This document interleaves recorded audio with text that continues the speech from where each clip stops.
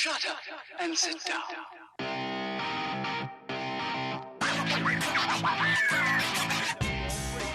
Welcome back, MotoGP fans. We are at Misano, round 6. It has been a tough past few rounds. Okay, we are on pole position though. And I forgot to put it in gear. Oh my god. At least they gave me a bump start. This freaking game and me are just not having a good time. You're freaking kidding me. That's it. I'm rebranding. Oh my god. Rebranding, guys. Until I can at least get past the first corner in this game. Man. This like I said, man, this game, I have been having problems. I've gone down in the first corner, I think the last 3 games, three races. Oh, man. All right. No longer known as Resolute Kraken, guys. We're going to change that. Yeah, Resolute Crashin'. We're going to go with that. Resolute Crashin'. We're going to rebrand. Only you guys will know this by watching this video. I'm replacing my banner on the channel.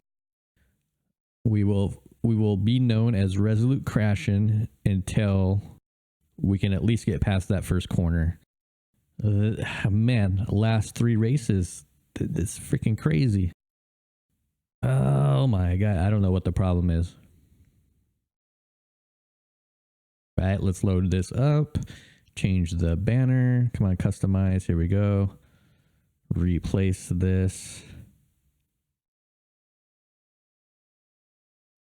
Drag and drop.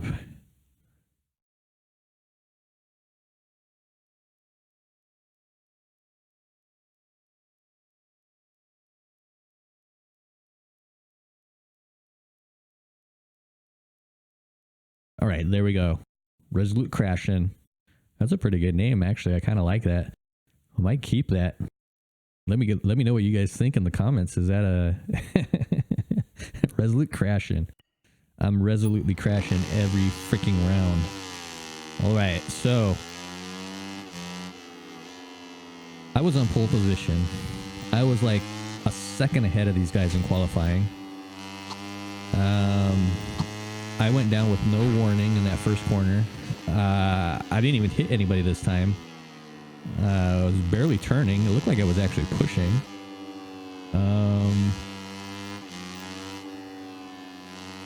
Track is wet. Man, it looks great wet. The skybox they have on this game with the track, it looks so dark. It's pretty sweet. Well, all I can do is try to catch these guys. I've got 9 laps again. You know what happened the last couple of races? I gave up the last couple of races.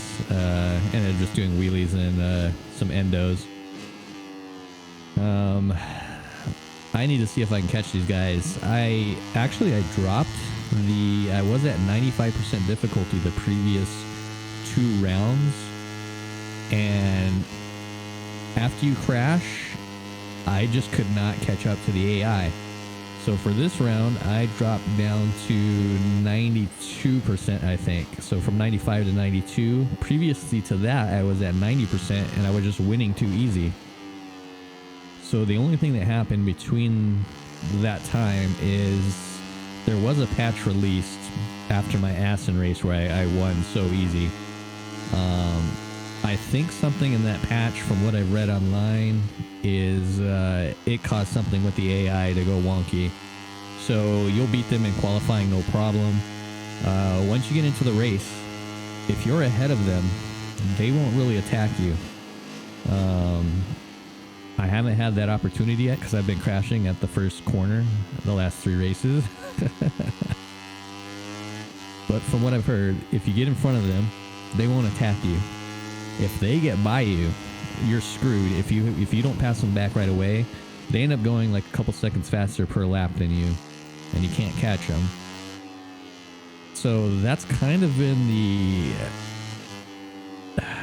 the experience I've had in the last few rounds. Is I crash, of course, so yeah, I shouldn't be able to catch up and win if I crash, but can't even catch up to these guys. I can't even gain seconds on them. They just ride away from me. Admittedly, I am not the best rider at this, but I was, like I said, I was doing fine at 90%. I was winning the race easy. Les Assen was just the easiest race ever. But even before that, I was getting, you know, third and fourth on 90% as I was learning the game. So I think the patch, just whatever patch was the last thing. Let me know if you guys are having the same issues or not.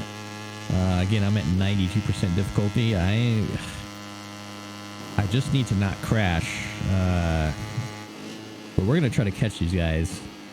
It looks like I'm doing not bad.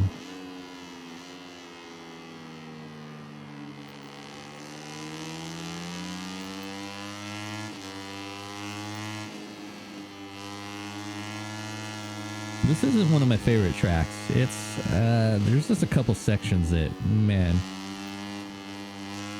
do not like it too much. The really slow corners. Turn. I think it's turn. What turn is it? After the chicane.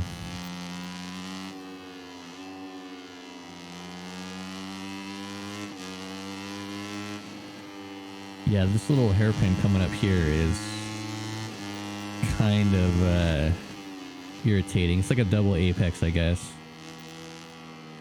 Slow double apex corner here, this right-hander. I don't like that one. And then kind of the slow one before the back straight.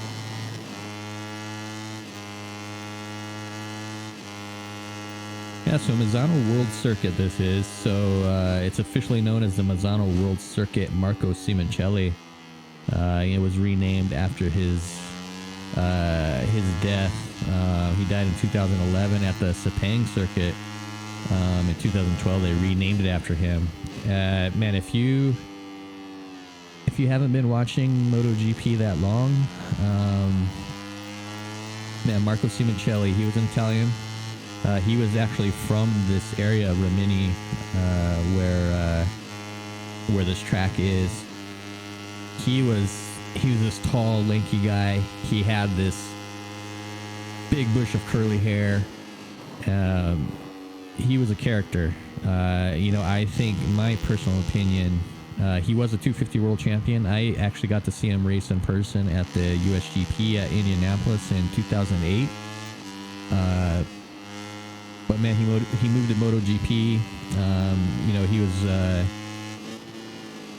He was a character, and I think he would eventually have become a world champion in MotoGP. Of course, it would have been hard to compete against Marc Marquez, but I think he would have had a chance. He was one of the guys that, I always thought if Rossi ever retired, I think Simoncelli would have kind of took his place. Not maybe as good a rider as Rossi has been over his career, but just as a character and an ambassador of MotoGP. But yeah, he was, man, tragically killed at Sepang when it was, I think, the corner coming.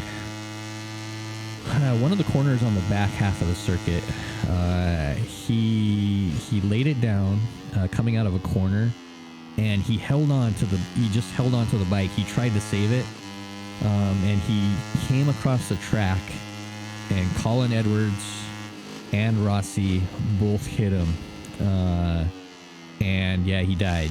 And man, it was really sad. But man, again, yeah, watch. I have a video. The really cool thing about this game, he's actually in this game. You can do the historical challenges. So there's a couple for Marco Simoncelli. So I did one of them, a last-minute pole he got at Assen, I believe. So yeah, check out the video in the info button above on this video here. But yeah, man, I really miss him. Hope he's riding a bike somewhere. Yeah, but this circuit, though, it was designed in, I believe,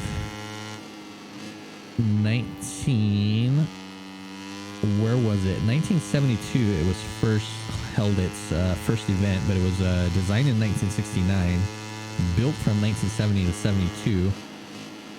Used to go counterclockwise. It goes clockwise now, and it hosted its first MotoGP race in 2007, I believe, in the current iteration of MotoGP. But man, in when was it?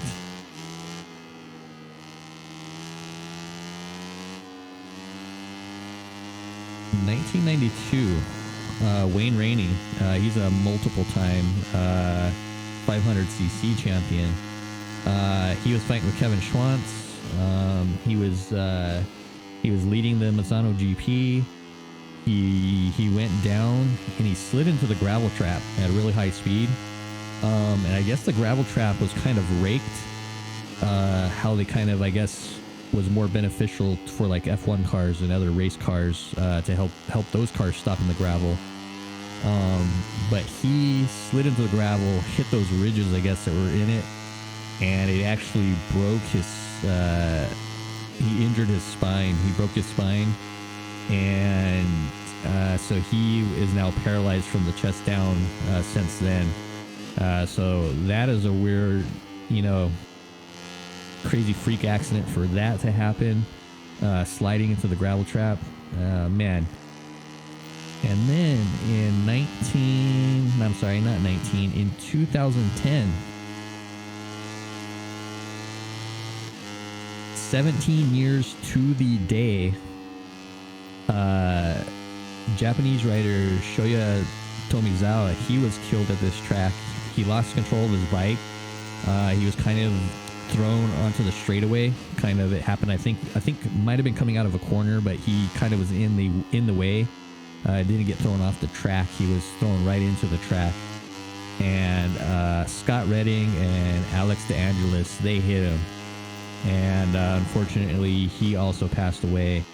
But that was a crazy thing. It was 17 years to the day that Wayne Rainey had his same accident that ended his career at this track. So, man, Tomizawa, he was, that sucks, man.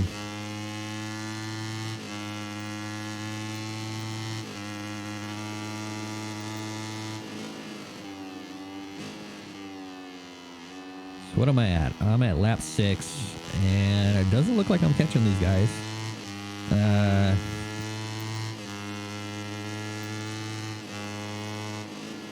They're right there. They're right there. I just keep making little mistakes.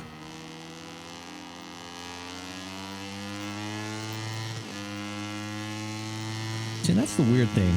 I'm like more than a second ahead of these guys in qualifying. So Milestone really, they need to do something with this AI. It's not consistent at all. This was using the much touted neural AI network that they had to do this AI. I keep harping on this, saying it's good, but man, I don't know if it is really that good.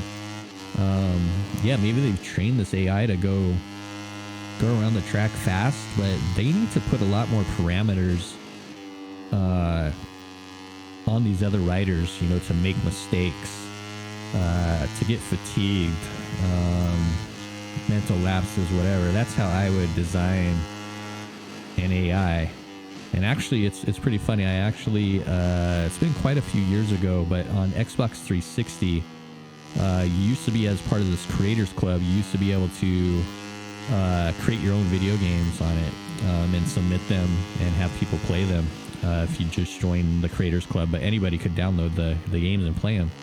So I was designing a MotoGP management game, and I actually had to create the tracks. So what I would do is I would just get the image from Google Maps of the circuit. So I practiced with the Saxon ring, I actually did.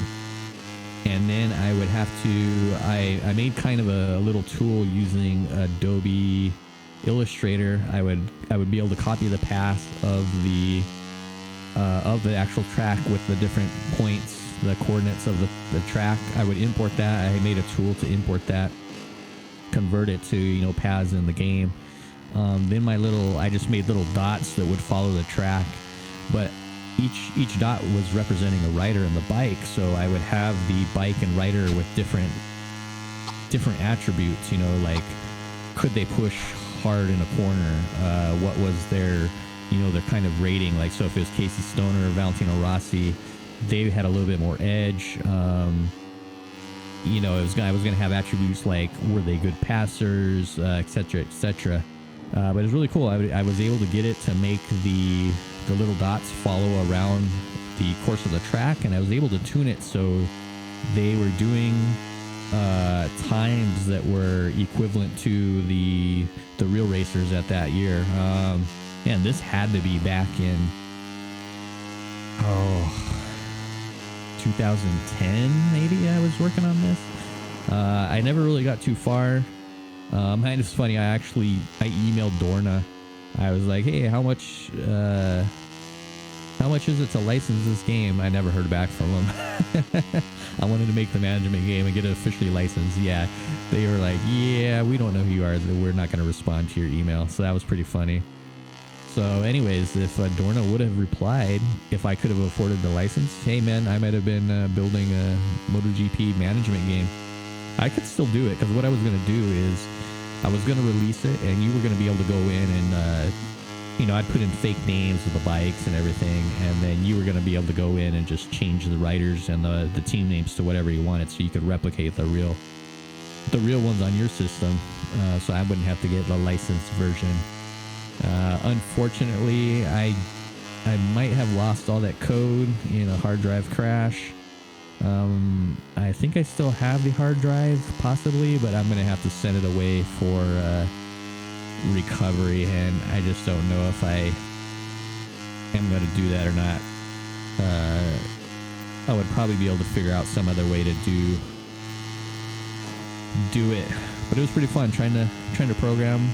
So I was using C#, and it was through the XNA network, or XNA framework for the Xbox 360. Really fun. All right, we're coming up on the last lap here. Another interesting MotoGP thing. So when I was, like I said, the original, I think it was MXGP 2 or something I played. I don't think that was Milestone. It was a different developer a long time ago. But it was a beta game for Xbox Live for the original Xbox when that came out. So I was beta testing that. But at that time, this is back in the early 2000s, mid 2000s, I ran actually this was probably, maybe early 2000s, or whenever the first Xbox came out. I used to run a website. I would import RC car parts for Formula One cars, Formula One RC remote control cars. I had a website, and I would import the parts from Japan and sell them. I had a decal printer. I would print decals for all the Formula One teams and sell those. But then there's this individual. His name is Seamus Blackley. He's one of the 3 people that wrote the original memo at Microsoft to get the Xbox project started. Anyways, he owns a Ferrari. And he was telling me he had bought some parts for me off my website, and because he had one of the RC cars, and he kind of, I asked him, I think he said he was an owner or something. He worked at Microsoft. I forget. I told him I was a developer, and then he's like, oh yeah, Microsoft.net almost killed the Xbox, and I was like, oh really? And then so I found out he was one of the guys that helped get the Xbox started at Microsoft. But he was talking about he helped the original guys of MXGP 2 with their asphalt textures, the loading and everything, to make the textures look better, I guess, on the Xbox. It was pretty cool. Final lap, I did not catch them. We talked about a lot of stories. I hope you guys enjoyed it, because the racing really sucked. I was just riding around this wet Misano circuit. Let's see where we ended up. Because I sure did not even get close to them. Okay, look at this. Let's check out the final race ranking. 17 minutes, 6 seconds for number 1. Now let's go down. Let's see where Okay, the top 25 were within 5.5 seconds of the leader. That is total bull. You're not going to get that in Red Bull Rookies Cup. I'm sorry.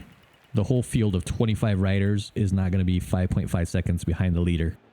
That's ridiculous. That means they're all within a corner of each other. Not going to happen. This AI is bugged. I don't know what I'm going to do in the next race, guys. I didn't lose any place in the championship. Considering how 51 today's race points, went, though. a little disappointment is more Terrible. than understandable. The rider and mechanics Right, guys, I hope you enjoyed this video. If you did, hit that subscribe button. Leave me a thumbs up. Leave me some comments. Let me know what you thought. Hope you enjoyed my stories. I'll try to do better on the next one. I'm going to get past it. I got to get past the first corner so I can change my banner back to Resolute Kraken. Right now, you can call me Resolute Crashing. All right, catch you on the next one, guys. Thanks a lot.